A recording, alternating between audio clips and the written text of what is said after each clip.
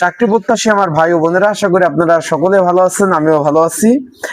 Bangladesh judicial service commission সচিবালয়, যেটা জেলা জজ এবং তার অধীনস্থ আদালত ট্রাইব্যুনালে যে জারিকারক পদে একটা নিয়োগ বিজ্ঞপ্তি প্রকাশ করছে, সকল অবগত আছেন। এটা পরীক্ষার কিন্তু একটা আপডেট দিয়েছি যে পরীক্ষাটায় এই এই যে রানিং যে মাস রয়েছে, রানিং মাসের মধ্যে আপনারা নোটিশ পেয়ে যাবেন পরীক্ষা কবে নাগাদ হবে। এখন পরীক্ষা কয় ধাপে হবে? এখানে 157 জন লোক নিবে। এখন পরীক্ষাটা আসলে কয় ধাপে হবে এই বিষয়ে জানতে চেয়েছেন। আর নির্বাচনের ছুটিতে থাকার কারণে কিন্তু আগের মতো যেমন প্রতিদিন 3-4টা ভিডিও আপলোড দিতাম, তারপর চাকরি নিয়ে বিষয়বস্তু আলোচনা করতাম, এক সপ্তাহ যাবত কিন্তু ওই রকম আলোচনা আমি করি নাই বা ভিডিও আপলোড দিই নাই। তার জন্য দুঃখ প্রকাশ করতেছি। এখনো ছুটিতে আছি, এখনো যাই নাই কর্মস্থানে। ইনশাল্লাহ যখন যাব আগের মতো রেগুলার ভিডিও আমি আপলোড দেবো। এখন আপনাদের বিষয়টা হলো পরীক্ষা কয় ধাপে হবে, এরকম বিষয়টা আপনারা জানতে চাচ্ছেন যে ভাই এই যে জারিকারক 157 এখানে পরীক্ষা এমসিকিউ হবে না লিখিত হবে এবং পরীক্ষা কয় ধাপে অনুষ্ঠিত হবে, এই বিষয় আপনারা জানতে চেয়েছেন অনেকে। তা আজকের এই ভিডিওর মাধ্যমে সেই বিষয়ে জানিয়ে দেওয়ার চেষ্টা করব। তাই যারা আমার ইউটিউব চ্যানেলে নতুন তারা অবশ্যই আমার ইউটিউব চ্যানেলটা সাবস্ক্রাইব করে রাখবেন। আর ফেসবুক পেজ থেকে ভিডিও দেখলে অবশ্যই ফলো করবেন, লাইক কমেন্ট শেয়ার করে অন্যকে দেখার সুযোগ করে দেবেন।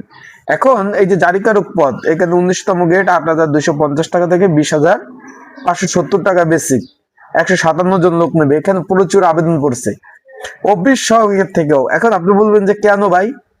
অফিস সহকে ভাই 8ম শ্রেণী পাশে আবেদনের একটা মানে সুযোগ দিচ্ছে অনেকের। 8ম শ্রেণী পাশের মার্কশিট সার্টিফিকেট কিছু ছিল না, তার কারণে কিন্তু আবেদনটা অনেকে করতে পারে না। তারা তার বিপরীতে জারিকারক পড়ছে, কারণ একাধিক পদে এখানে কিন্তু আবেদন করার কোনো সুযোগ ছিল না।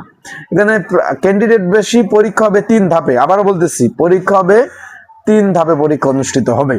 যেহেতু কয়েকদিনের মধ্যে নোটিশ পাবেন। 3 ধাপের মধ্যে কি কি? প্রথম এমসিকিউ পরীক্ষা হবে। এমসিকিউ তো বুঝছেন, 4টা অপশন থাকবে, একটা দাগাতে হবে। তার আগে আমি একটু বলে দেই, যারা পরীক্ষার্থী রয়েছেন জারিকারক পদের বিগত সালের প্রশ্ন সমাধান সহ আপডেট একটা সাজেশন রয়েছে। যদি আপনাদের কারো প্রয়োজন হয়ে থাকে,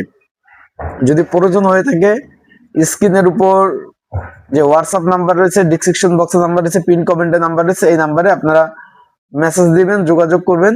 যোগাযোগ করলে আপনারা অবশ্যই সাজেশনটা পেয়ে যাবেন। এখন 3 ধাপের মধ্যে প্রথম এমসিকিউ পরীক্ষা হবে। পরীক্ষা হওয়ার পরে পাশ করার পরে, এমসিকিউ পরীক্ষা যখন পাশ করবেন আপনারা, পাশ করার পরে পরবর্তীতে লিখিত পরীক্ষা হবে। লিখিত পরীক্ষায় পাশ করার পরে মৌখিক পরীক্ষা, তারপরে চূড়ান্ত নিয়োগ।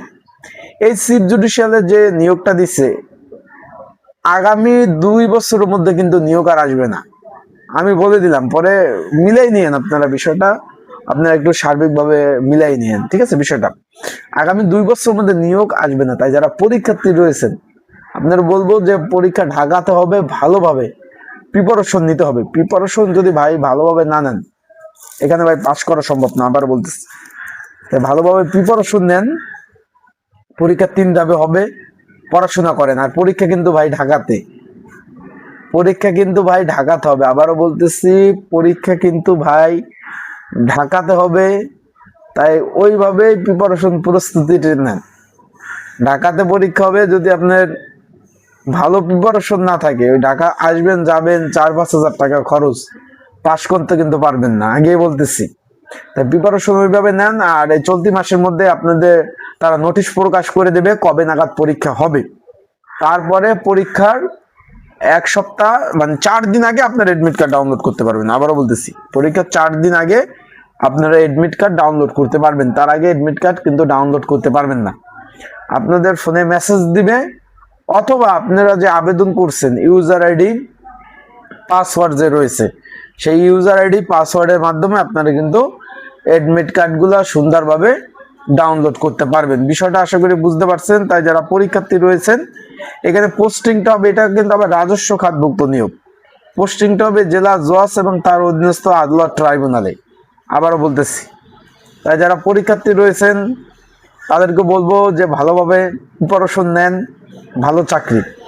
আর আপডেট পেতে, চাকরি সংক্রান্ত আপডেট পেতে আমার ইউটিউব চ্যানেলটার সাথেই থাকবেন, লাইক দিয়ে রাখবেন। আর আপনারা কোন মন্ত্রণালয়ের কোন চাকরি সংক্রান্ত তথ্য জানতে চান সেটা অবশ্যই বলবেন।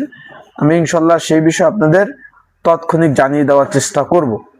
তা ভালো থাকুন, সুস্থ থাকুন। চোখ রাখুন আমার ইউটিউব চ্যানেলে, ফেসবুক পেজে। আসসালামু আলাইকুম।